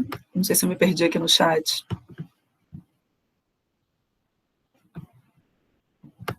A Gabriela pediu antes, ô Gabi. Ah, sim, vamos lá, vamos lá. Oi, bom dia. Rapidinho, assim, a gente tem uma realidade, eu sou professora na rede municipal de Florianópolis, né, a gente tem uma realidade um pouquinho diferente, porque a gente mora numa ilha onde os esportes de aventura e na natureza, eles são, as práticas, né, elas estão o tempo todo em todos os lugares. O grande problema é que elas não estão acessíveis aos alunos da rede, né, as crianças da classe trabalhadora. Então, acho que a escola tem essa função de trazer o acesso, né, e de dizer que a gente deve se apropriar dessa ilha onde a gente mora, a gente deve se apropriar dos espaços e dessas práticas na natureza. Então, eu já trabalhei com crianças que nunca foram na praia e moram numa ilha, a gente mora numa ilha com mais de 40 praias, né. Então, imagina fazer um surf ou um windsurf. Então, o Florianópolis é um espaço de práticas da natureza, mas elas são comerciais, elas não estão acessíveis aos moradores, a maior parte da população daqui. Então, a escola vem para tentar romper com isso, né? A nossa proposta é que a gente consiga modificar isso, a realidade dessas crianças, né? Então, eu trabalho atualmente numa escola que a gente tem a menos de 1 quilômetro a Praia do Moçambique, que é uma praia conhecida pelo surf. A maior parte dos meus alunos nunca surfou na vida, não tem contato com isso. A gente tem inúmeras trilhas aqui dentro do bairro, né? E as crianças não têm acesso a isso. A maior tirolesa do Brasil, ela foi dentro do bairro, né? Ela era paga, então os alunos não têm acesso, a população não tem acesso. E não conhece essas práticas. Então, dentro da escola, a gente já construiu uma tirolesa, a ideia é construir uma parede de escalada. Aproveitando a pandemia agora, a gente, muito inspirada nesse curso que a gente está fazendo aqui, no nosso diálogo, e na última formação, a gente fez uma proposta de trabalhar a questão do meio ambiente junto com as trilhas e acessar as trilhas aqui do nosso bairro, e mostrar, né, formas de usar esse espaço, quais os cuidados que a gente precisa ter. Então, a gente está tentando, né, acho que é muito inspirador o curso, essa troca com todo mundo, inspirando mais ainda a gente ultrapassar as barreiras. Muito obrigada.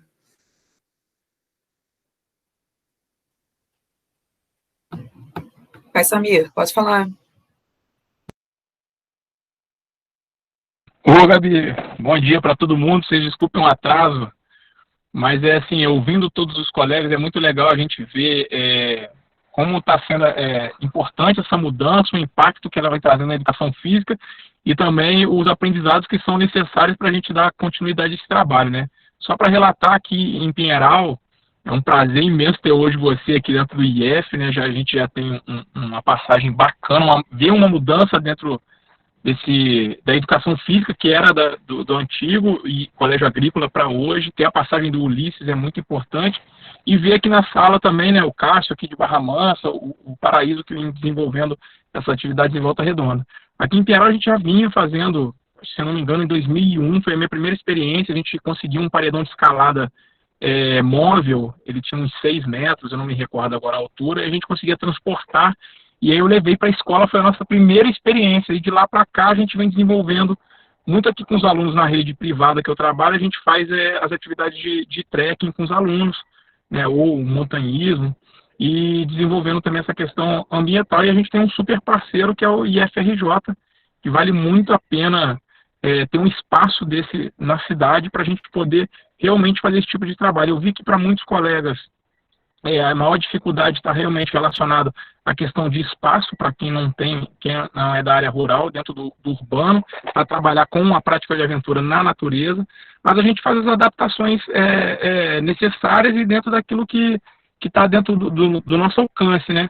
Então, aqui em Pinheiral funciona bem legal, como você falou, a gente vem desenvolvendo, né? O IF hoje tem lá a caminhada, esse mês agora de outubro eu vou fazer a noturna lá, que é bem bacana, e à medida que dá, a gente vai sempre envolvendo os alunos para que esse processo seja melhor desenvolvido. Aqui a gente também tem uma prática forte da prática de aventura urbana, que é o skate, Já tivemos aqui uma pista que acabou sendo desmontada, mas à medida que vai evoluindo o processo, a gente também vê que há necessidade de mudança no próprio perímetro urbano, na própria sociedade, diante da evolução disso. Então, eu para mim, particularmente, acho que a BNCC só veio a contribuir e me deixar mais satisfeito, que é uma área que eu gosto muito e já vi essa necessidade de ter inserido dentro da educação física.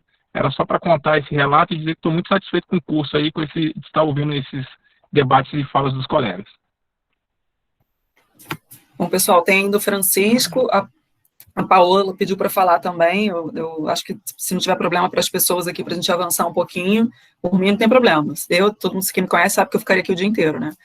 Pode falar, Francisco. Bom, tô falando pra caramba, vou falar de novo aqui.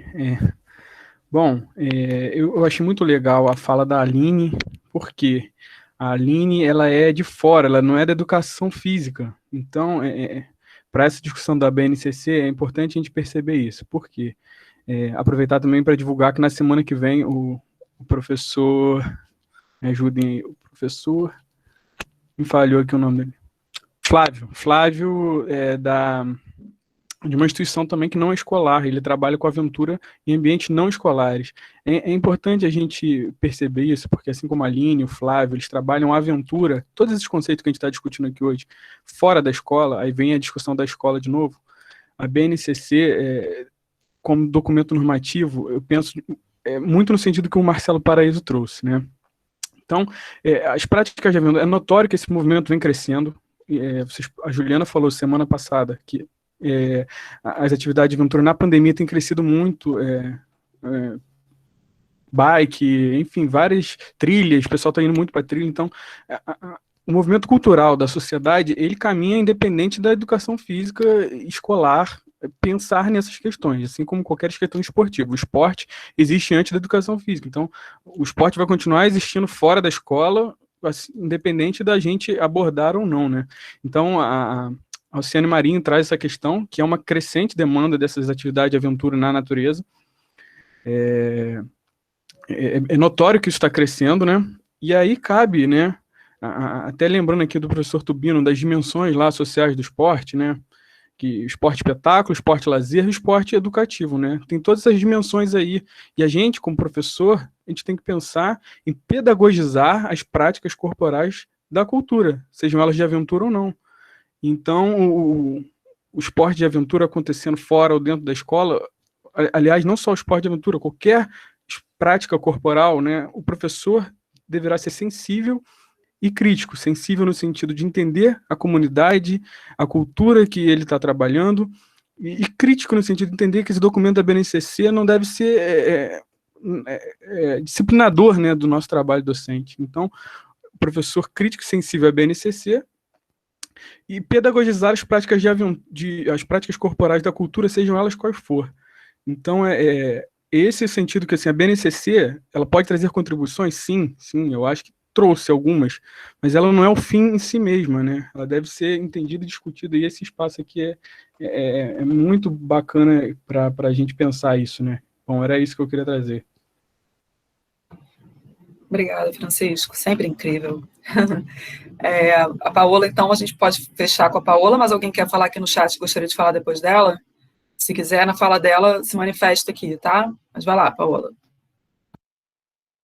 Bom, Gabi, Cássia, todos os colegas, eu queria compartilhar rapidamente uma experiência que nós tivemos lá em Resende. Hoje eu estou como coordenadora de Corpo em Movimento na Secretaria Municipal de Educação, e em parceria com o IFRJ e Cássia e Gabriela, nós promovemos um curso de formação em corrida de orientação. E, através dessa iniciativa, os nossos professores que tiveram oportunidade de participar, eles desenvolveram algumas práticas dentro da sua unidade escolar. E uma delas foi dentro da perspectiva da Escola do Campo. O professor Lucas Mendes, ele não está aqui, mas tenho certeza que não há nenhum problema eu citar essa prática dele. Ele é muito parceiro. Ele reuniu os alunos de 8º e 9º ano, passou as informações, falou o que é a corrida de orientação e levou os alunos a desenvolverem os mapas em grupos. Cada grupo desenvolveu um mapa dentro da comunidade ali de Vargem Grande. Não sei se alguém aí já teve a oportunidade de conhecer a comunidade. No entorno, mapearam as áreas próximas, a quadra, a igreja. É um lugarejo bem simples, e esses alunos deram depoimentos depois riquíssimos. Foi esses mapas, juntamente com a pesquisa que o professor fez com os alunos, foi objeto da exposição da escola, e nós temos relatos muito, muito ricos a partir dessa proposta. Eu acredito que nós podemos, sim, ressignificar as práticas de aventura dentro da comunidade escolar do campo, mas a gente trazer também as práticas corporais de aventura para que eles experimentem novas modalidades esportivas, não somente aquilo que eles já estão habituados a fazer. A corrida de orientação foi uma oportunidade que acredito que eles nunca tenham vivenciado. E a gente também teve a oportunidade de levar esses mesmos alunos no Parque das Águas, que é o parque onde a Cássia tem feito a atividade com os alunos, tanto das unidades escolares urbanas, quanto as escolas do campo, e muitos deles, porque vivem no campo, né, são alunos que não fazem parte da cidade, eles não conheciam esse parque. Então, a gente está tendo oportunidade de trazer esses alunos para ambientes que eles antes ainda não conheciam, e são ambientes que são tão próximos da realidade deles, porém fica tão distante, né? Era essa contribuição que eu queria colocar. Obrigada por essa oportunidade, por essas discussões riquíssimas. Tem sido muito relevante para todos nós, eu tenho certeza. Obrigada. Bom, pessoal, obrigada, Paola. Inclusive, no dia 13 de outubro, né, no nosso planejamento, Cássia e eu, nós vamos falar um pouco sobre esses projetos que a gente tem aí, que a gente vem tentando fazer. A gente vai ter, inclusive, outro momento que a gente vai poder debater de novo, igual a esse momento que a gente está tendo hoje. Na semana que vem, a gente vai ter o Flávio Teodor, e um sobrenome impronunciável quase, falando sobre educação ao ar livre, que vai ser uma transmissão ao vivo. Depois a gente vai ter o próprio Marcelo Paraíso e o Marcelo Porretti vão trazer as experiências deles também. Então, nós temos aí uma programação ao longo do nosso... lá, eu botou o nome aqui, porque é bem difícil. E a gente vai ter uma programação em que a gente também quer que tenha novos momentos como esse. Então, como vocês já viram como é que o nosso debate é tranquilo e que a gente realmente está aqui numa mesma pegada, independente da forma como a gente enxerga o BNCC, uma coisa a gente tem em comum: as práticas de aventura, elas têm que acontecer nesse espaço escolar, a gente tem que pensar como que isso pode ser, ou se for para ser ressignificado, enfim, a gente tem que pensar daqui para frente em questões mais propositivas, né, questões mais reflexivas, e a gente vai ter um novo momento, aí vocês compartilhem as experiências de vocês, e quem sabe a gente possa até fazer uma produção aí coletiva com todos os membros desse curso, juntando todas essas experiências, né? Acho que vai ficar um material bastante interessante aí para todo mundo, né? Acho que vai ser um enriquecimento muito grande para a gente pensar, inclusive, em novas propostas curriculares envolvendo essas práticas, né? Fica aí um desafio para todos nós, né? Enfim, temos, então, essa programação para a semana que vem, temos lá o nosso e-mail, se vocês tiverem alguma dúvida, alguma sugestão, alguma proposta, eu já lancei minha proposta aqui, o pessoal já tá comprando a ideia da gente fazer um livro, né? Vamos embora, vai ficar um livro enorme e vai ser realmente uma contribuição muito grande, porque temos pessoas aqui do Brasil inteiro, então vamos poder contemplar, inclusive, essa pluralidade, né? Muito legal, gostei de vocês terem gostado da ideia. Enfim, vamos lá. Hoje, então, vou encerrar aqui a nossa gravação, estou interrompendo a nossa gravação de hoje.